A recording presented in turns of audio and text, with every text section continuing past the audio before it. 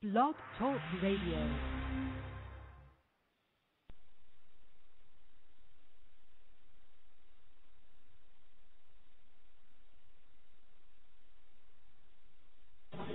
We're continuing to monitor and respond to the situation as it unfolds.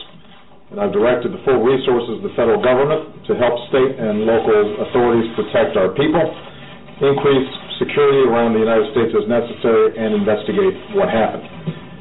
The American people will say a prayer for Boston tonight, and Michelle and I send our deepest thoughts and prayers to the families of the victims in the wake of this senseless loss. We don't yet have all the answers, but we do know that multiple people have been wounded, some gravely, in explosions at the Boston Marathon. I've spoken to FBI Director Mueller and Secretary of Homeland Security Napolitano, and they're mobilizing the appropriate resources to investigate and to respond. I've updated leaders of Congress in both parties, and we reaffirm that on days like this there are no Republicans or Democrats. We are Americans united in concern for our fellow citizens. I've also spoken with Governor Patrick and Mayor Menino and made it clear that they have every single federal resource necessary to care for the victims and counsel the families. And above all, I made clear to them that all Americans stand with the people of Boston. Boston police, firefighters, and first responders, as well as the National Guard, responded heroically and continue to do so as we speak. It's a reminder that so many Americans serve and sacrifice on our behalf every single day, without regard to their own safety, in dangerous and difficult circumstances. And we salute all those who assisted in responding so quickly and professionally to this tragedy. We still do not know who did this or why, and people shouldn't jump to conclusions before we have all the facts. But make no mistake, we will get to the bottom of this, and we will find out who did this. We'll find out why they did this. Any responsible individuals, any responsible groups will feel the full weight of justice. Today is a holiday in Massachusetts, Patriots' Day. It's a day that celebrates the free and fiercely independent spirit that this great American city of Boston has reflected from the earliest days of our nation. And it's a day that draws the world to Boston streets in a spirit of friendly competition. Boston is a tough and resilient town, so are its people.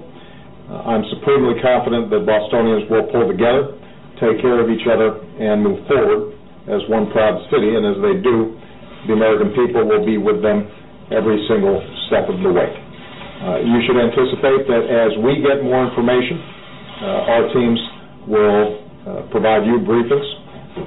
We're still in the investigation stage at this point, but I just want to reiterate, we will find out who did this, and we will hold them accountable. Thank you very much. The Boston Marathon tragedy. Boston read here on the 16th day of April 2013, the day after the unthinkable. In the words of a memorable writer, these are times that try the souls of humanity. There's no doubt about that.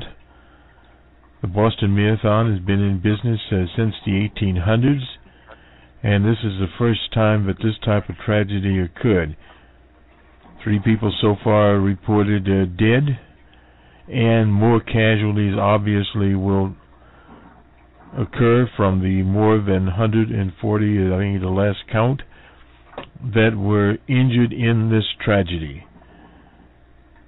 You heard from President Obama, and he's put down a marker to solve this crime upon any individuals, groups, or affiliates of groups that could be behind such a heinous crime. One of the problems we have in the U.S. here, and in particular from the right-wing media, this type of hysteria, right-wing hysteria, fascistic type semantics, has created an atmosphere here that you will have the new towns, the occurrences out in the Rocky Mountains, in Denver at the movie cinema, Because what happens here is they allow these gangster groups like the NRA, these various other people that espouse to be patriots. Incidentally, in the Commonwealth, this was Patriots' Day. This is a perversion.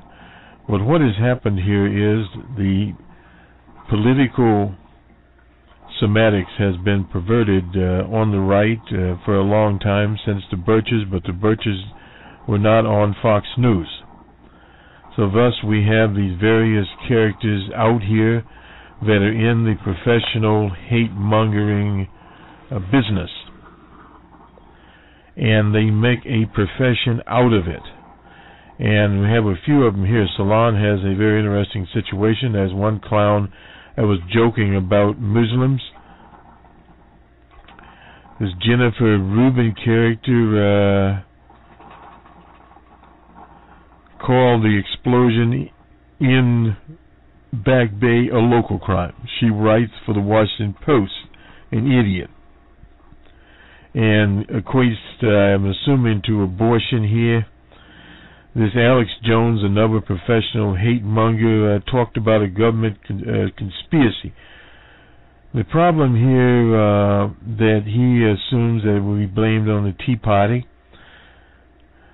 but nothing will be blamed on anyone until such time as it appears. Now, the various other characters here that are out here, the governor of the Commonwealth gave mention to these kinds of events. I'm looking at Salon here. Fields question from false flag conspiracy. This is Deval Patrick at 9 p.m. News conference. We'll have more in the day. We were on Boston World on the Boston Red on the World. That's our international service. We'll talk more about this.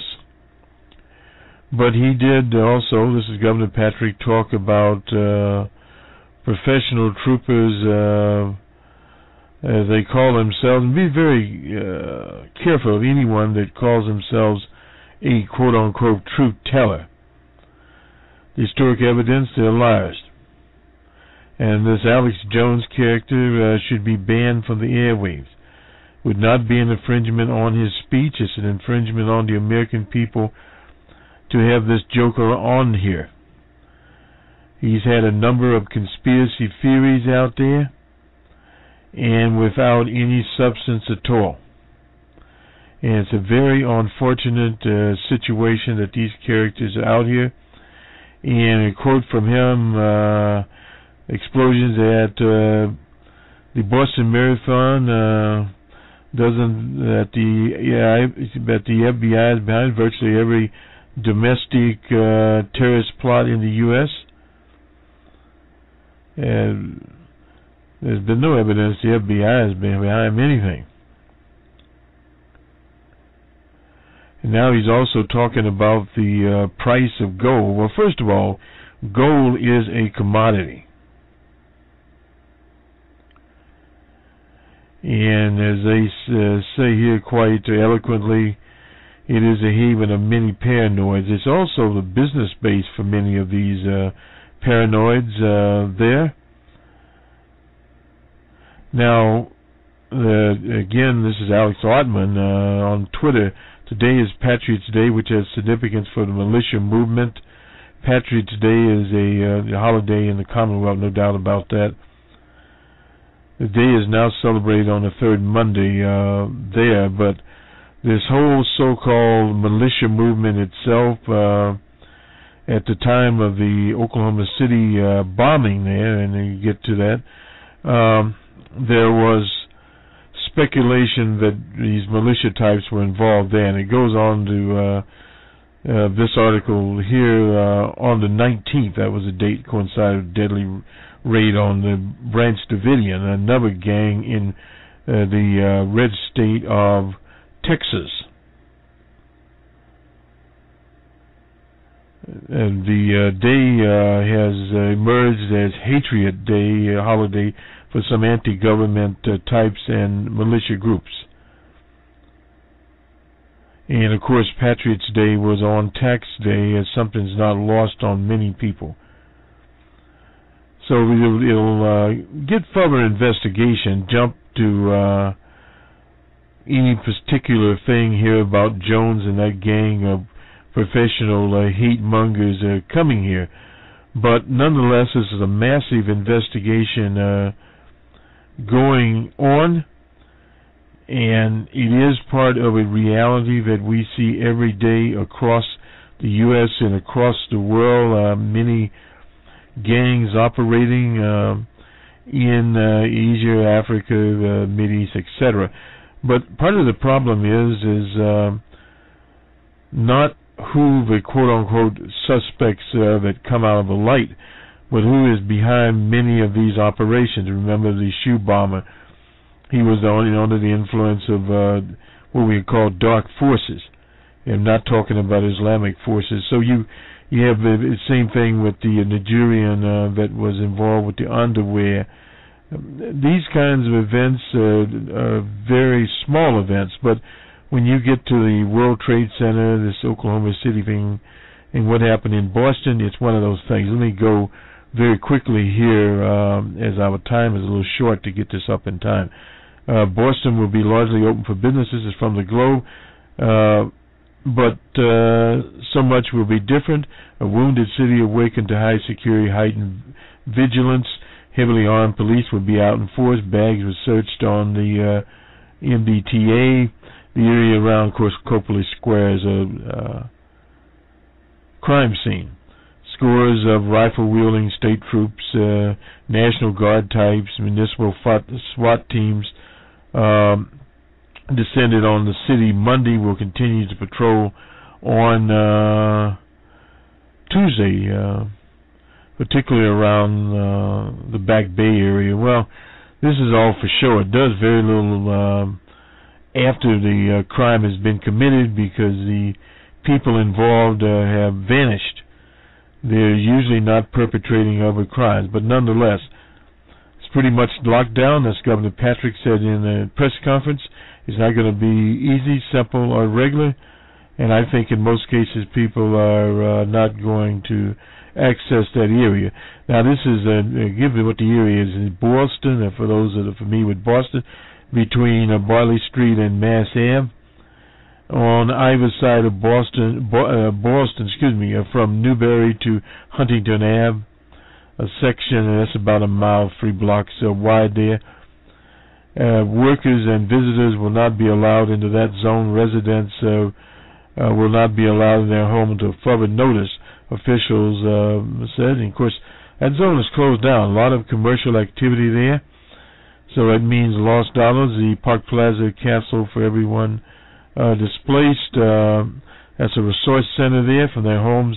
Are looking for lost belongings. Grief councils, of course, there. Mia Menino on crutches was out there. Will probably remain off limits to pedestrian traffic for several days. That's a crime scene.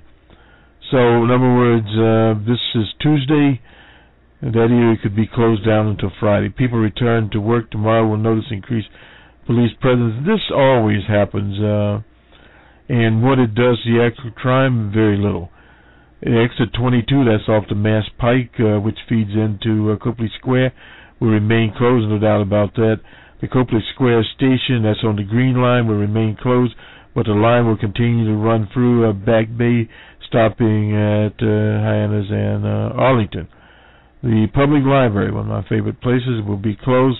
Shops at the Prudential Center, the Copley Place Mall, and Hyannis Convention Center will also be closed. Many businesses in the neighborhood tell their workers to stay home. Emerson College in downtown Boston will be closed.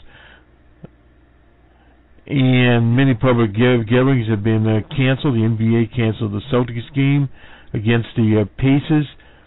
Security has been heightened, of course, at Logan Airport. The Boston Common, which saw bus after bus of National Guard and SWAT teams arrive, will remain a staging ground for law enforcement. The Berkeley College of Music's dorm on Mass Ave and the Berkeley College will be closed on Tuesday. And some churches in Boston will open their door to people seeking solace, which is